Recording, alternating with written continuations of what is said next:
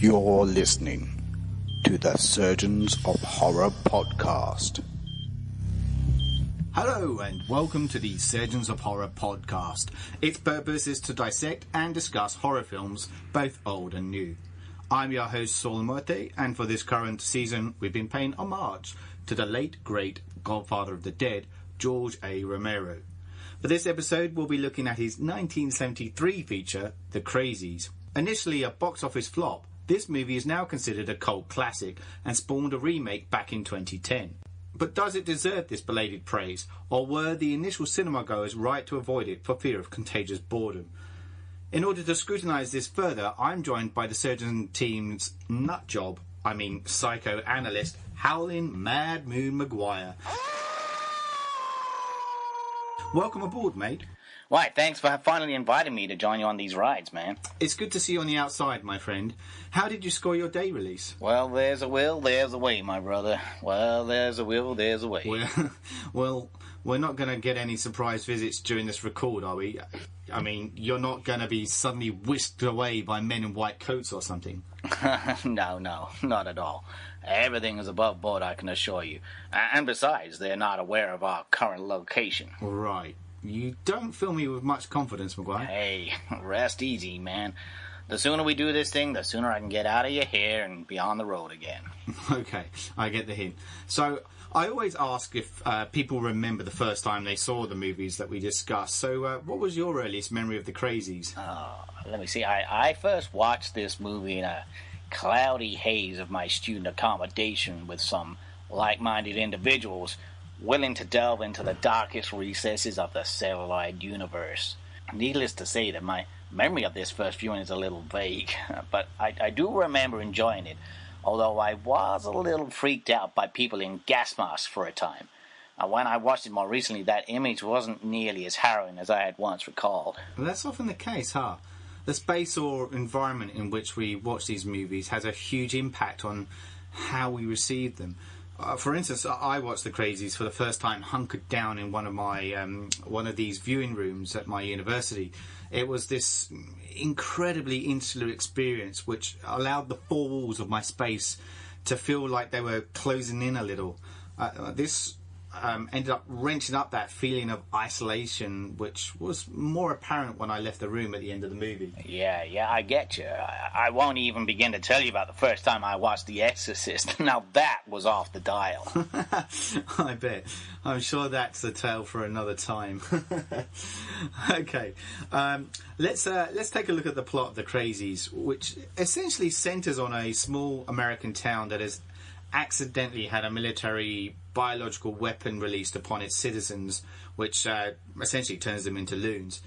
The start of this movie is incredible, I find. I don't know about you, but it feels like it plays on the typical horror tropes, with the two young kids playing in their house and trying to scare each other before they then find their dad completely deranged and trashing the joint. Oh, yeah. I love the beginning of the film, with that shitty little brother picking on his sister before the shadowy reveal of his father as he comes crashing into the room wielding a bat or something and trashing the room. It's a great moment, and it lends itself to the genre amicably.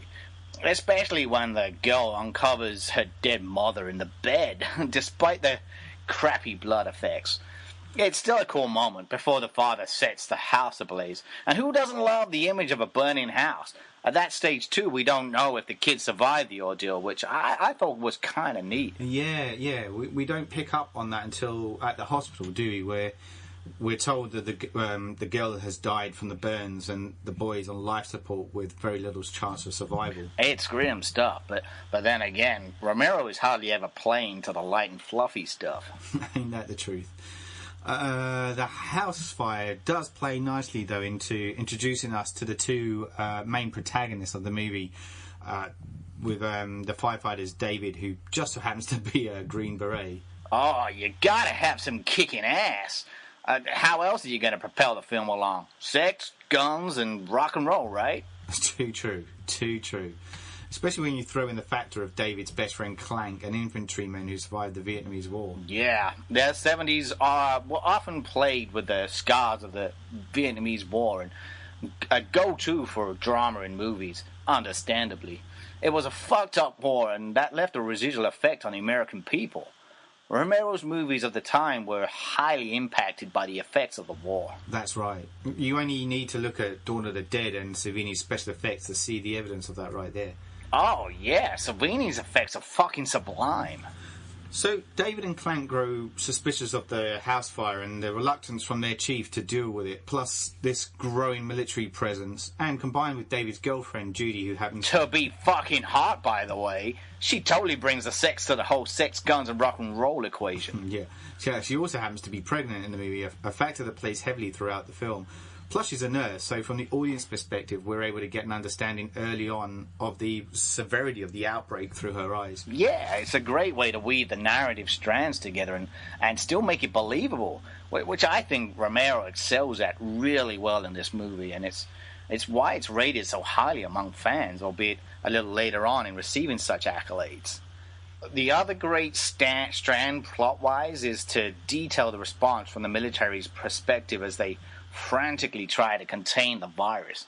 First through the major character, and then when the trusty Colonel Peckham arrives on the scene. Yeah, it's great how they flick from both perspectives of the blundering military and their attempts to contain the virus through these precise measures, but always behind the ball, and against our protagonists as they simply try to fight for their survival.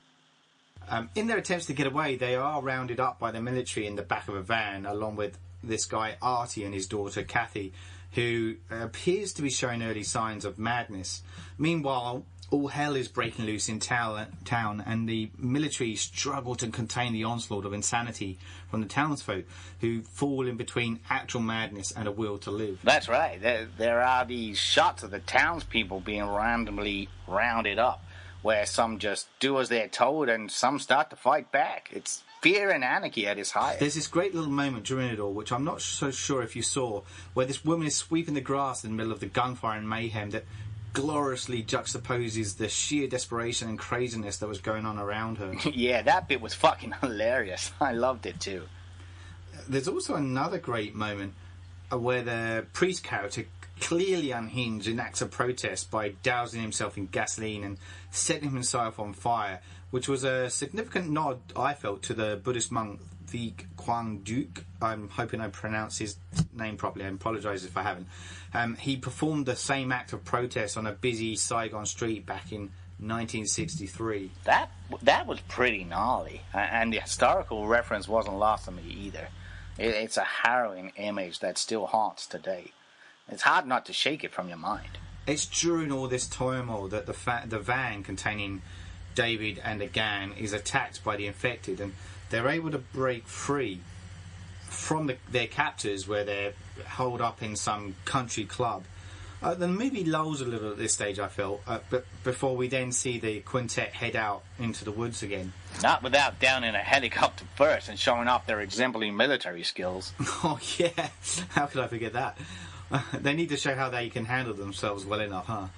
I think it's fair to say that the next section of the film proves to be a significant turning point, though, when they turn up at a farmhouse that is guarded by some soldiers, and the team look to overturn the stronghold. Lynn is really showing signs of slipping into the land of the crazed at this point. I said Lynn. Kathy. Kathy is really showing signs of slipping into the land of the crazed at this point. Oh, for sure. She's batshit crazy at this point. What is a great turn is that we get the early hints of Clank also slipping into a state of madness. Oh, yeah, when he completely loses it at the farmhouse and kills all the soldiers. That's right. David at least goes in with an attempt to keep them hostage, I feel, but Clank just lets the bullets do the talking. There's that look that David gives to Clank saying, "What the fuck?" That is actually quite subtle, but it tells enough. What I liked in the scene leading up to this, though, is there is a little character play given to the soldiers as they bide their time for the crisis to tide over. You kind of care for them a bit, and then it just gets destroyed in this one simple act. And I preface the word simple there. Yeah, good point.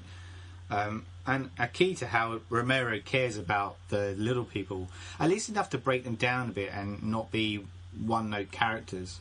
This act from Clank spells the beginning of the end, though, I find, as it's pretty much all downhill from here. Artie forces himself on his daughter Kathy, only to be pulled apart by Clank. Humiliated by his incestuous act, Artie then hangs himself. There's a bit here that grieves me, and I realize that it would have been difficult to implement this into the screenplay without pushing the running time a bit. But I would have loved for Romero to have explored the impact that Artie's act had on him. The fact that he committed suicide indicates that he was in a state of turmoil over his actions, which tends to indicate that despite his insanity, there was a moral compass ticking away somewhere in the recesses of his mind. Does that mean, therefore, that there was a shadow of insanity still left inside Artie? When we go insane, is there still a glimmer of hope or reason embedded in the human mind? It would have been really interesting to see Artie struggle with this before he chose to end it all. I would have loved to see that play out on the screen and what that actually may mean. Yeah, I can understand that. And you raise an interesting point that in hindsight seems to have been rushed over with no room to play with the ramifications of Artie's actions. It may have been deemed a too deep a subject to explore, but would have been still interesting to have seen how Artie leapt from one state of mind to another to drive him into ending his own life. It also leads to the next devastating moment for the outlaws as Kathy is let loose, and whether the actions of her father pushes her completely over the edge, I'm not sure, but it's enough to leave her in a trance-like state and roaming around outside. When more soldiers arrive on the scene, it's like they're unsure of how to handle her, and one of them ends up shooting and killing her. If that's not a social comment, I don't know what is. When humans are unable to control a situation, they get rid of it, or in this case, wipe her out. Yes, Romero is renowned for his political and social commentary, and it's little wonder that he chooses this moment to make a not-so-subtle comment about those with mental deficiencies. There's never any real answer there either, as the final trio try to make a break for it through the woods. Knowing that they won't make it without some form of distraction, Clank goes on the attack to give David and Judy a chance to escape. It's something of a heroic act, or should I say a crazy one, as Clank actually takes quite a few soldiers out along the way. Until that fateful shot in the head. Yeah, it's a good moment, and Clank really has nothing else to offer at this stage as he faces certain doom. The shot where Clank gets a bullet to the head is nice and quick too, as we snap to the next scene really abruptly. Something else that Romero plays with this lack of hope in his early movies. We see it in Night of the Living Dead and Martin, and if his original vision had seen the light of day, we would have also seen a more tragic ending to Dawn of the Dead. In the Crazies, we see David and Judy holed up in this warehouse in their attempt to get away from the pursuing soldiers. Judy is literally bricked up to hide her from the outside world, as if to accompany the whole out-of-sight, out-of-mind metaphor established early on with the death of Kathy. There is no hiding Judy's insanity, though, as she giggles or laughs in the face of danger, this drawing her hiding spot out into the open and ultimately leading to her death, despite David's best efforts to save her. Yeah, all hope is snuffed out when Judy dies. And don't forget, she's pregnant too, so if we're going to keep the whole metaphor going, not only is there no hope for us, but there's fuck all hope for the next generation either. And that is particularly a hard pill to swallow when Judy and her unborn child are killed. It's the icing on this tragic cake, and ultimately pushes David beyond the brink of caring, as he is more than happy to be taken in again by the soldiers when they arrive back on scene again. It's as if he has nothing left to live for now, so why save the others from death too? Yeah, because they kind of hint that he's some Omega Man, right? Like he has the cure to disease and is immune to its advances. There is, I feel, a deliberate nod to Richard Matheson's work in this moment. That's right. Romero has cited Matheson's influence before, particularly with Martin, which would have been made some 5 years after the Crazies. So it's little wonder we can see an essence of it here in the climax of the film. It's a bleak approach hammered home even further when the armoured doctor believes that he has found the cure, and he goes rushing to tell his superiors only to be bowled over by some of the Crazies as they're being rounded up. He ultimately then cracks his head open and bleeds out on the floor, all his knowledge taken with him. It's fucking brutal, but probably an honest portrayal of how humanity will ultimately end up being wiped out by bumbling idiots with no sense of control in a fit of anarchy. Even the army at this stage are at a loss. and feel that they have a handle on the situation, so they call out their expert Peckham so that he can face another uncertain event. Ultimately, the job is left unfinished and there is no known solution to the outbreak. We don't know if they will contain the outbreak, but somehow very much doubt it. Yeah, man, it's bleak, man. It's fucking bleak, but I think that's why I like this movie. Which ultimately leads me to the usual question: what did you make of the film, and does it still stand strong today? Clearly, you liked it, but what did you think? What do you think today's audience? What do you think today's audiences will make of it? Well, it's a curious film, but it works for me. The simplicity of it, united with the sheer anarchy and disarray from the people faced with this epidemic, it speaks true to me. Nothing is ever succinct and clear. We may not be in a position where everything is tidied up in this nice neat little bow, and Romero knows this and brazenly displays these thoughts throughout the movie, posing questions about the fragile state of the human mind and how we are inept at understanding everything there is to know about it. It is our ignorance that will kill us, and we should embrace the madness. As for today's audiences, I think that can be answered in the 2010 remake starring Timothy Olyphant and Radha Mitchell. That was a fairly decent movie in its own right, if memory serves me correctly. But does the remake's existence wipe out the original from the celluloid mantle of must-see movies? It probably shouldn't, but I think today's horror enthusiasts will probably be more familiar with this recent film. It's a shame because I feel that Romero's movie is worth watching, but it does suffer because it is dated now. Yeah, I can see what you mean there. It has suffered with age a little, but the more I watch Romero's films, the more of a fan I become. I love his bold and reckless approach to filmmaking. It makes for great viewing, and I do feel The Crazies serves as a companion film to Night of the Living Dead. Hell yeah, that would be a pretty cool double bill. Awesome. Well, I think that about wraps up our podcast discussions on The Crazies and our homage to Romero's works as it nears an end. Still to come is our look at Romero-King collaboration in The Dark Half and the final Living Dead movies. In the meantime, I'd best let you get going, mate, before it gets too heated and you end up in deep water with the officials. It's been great, Saul. Thanks for having me on board, but don't be surprised if you don't hear from me for a little while, good buddy. Thanks, mate. Good luck. And thanks, podcasters, for tuning in to our insane ramblings as usual. Until next time, goodbye. You're listening to the Surgeons of Horror podcast. Music supplied by Peter Nezik. For more discussions or podcasts, head over to surgeonsofhorror.com or head over to our Facebook and Twitter sites for the latest news and updates.